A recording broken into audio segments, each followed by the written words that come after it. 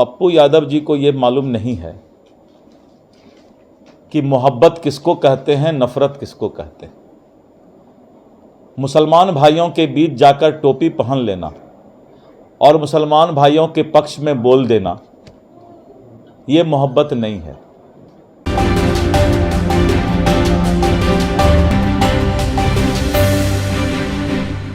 जहां 3 दिवसीय बिहार दौरे पर गृह मंत्री अमित शाह आ रहे हैं, तो वहीं विपक्ष को इसका रास नहीं आ रहा है। विपक्ष पप्पू यादव सीधे तौर पर कहते हुए नजर आए कि अगर अमित शाह बिहार आ रहे तो वह सबको सिखा के जाएंगे कि नफरत से आखिर चुनाव कैसा जीता जाता है। तो वहीं दिलीप जायसवाल से इस मुद्दे पे बातचीत हुई, तो पहले सुनिए दिलीप जायसवाल क्या कुछ कह रहे हैं।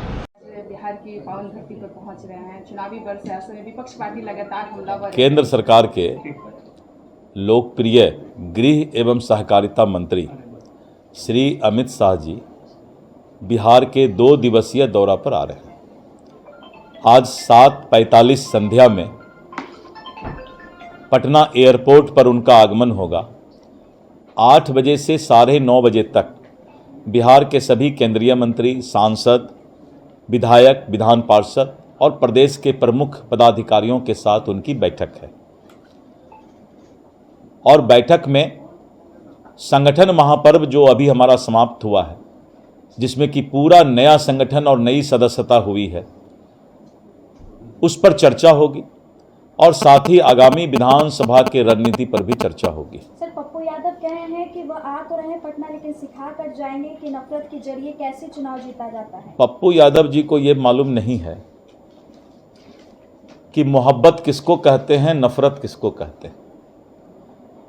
मुसलमान भाइयों के बीच जाकर टोपी पहन लेना और मुसलमान भाइयों के पक्ष में बोल देना, ये मोहब्बत नहीं है।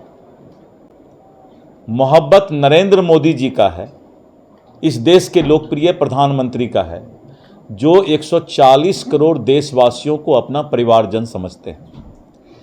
वैसे भी पप्पू यादव जी को स्टंट में रहने का होता है ना, कुछ न कुछ फैला करके राजनीति करने की आदत है। इससे ज़्यादा उनका राजनीति कुछ भी नहीं है। इसलिए जो इंसान अपने धर्म को गाली देता हो, वो तो इंसान है ही नहीं। मैं सिर्फ पप्पू यादव की बात नहीं कर रहा हूं, मैं हिंदू, मुस्लिम, सिख, ईसाई किसी भी इंसान की बात कर रहा हूं। जो इंसान अपने धर्म के प्रति आस्था नहीं रखता है, जो इंसान अपने माँ बाप, परिवार के प्रति आस्था नहीं रखता है, तो समझ लीजिए दूसरे के प्रति प्यार दिखावा है। पप्पू यादव जी ने सनातनी धर्म को ही गाली दे देते हैं, वो कभी कभी मुसलमान भाई को खुश करने के लिए। अरे ये सब करने से कोई राजनीति नहीं कर सकता है इस देश में। अगर इस देश की राजनीति और समाज सेवा की बात करना चाहते हो तो सभी धर्म का आदर करना सीखना चाहिए।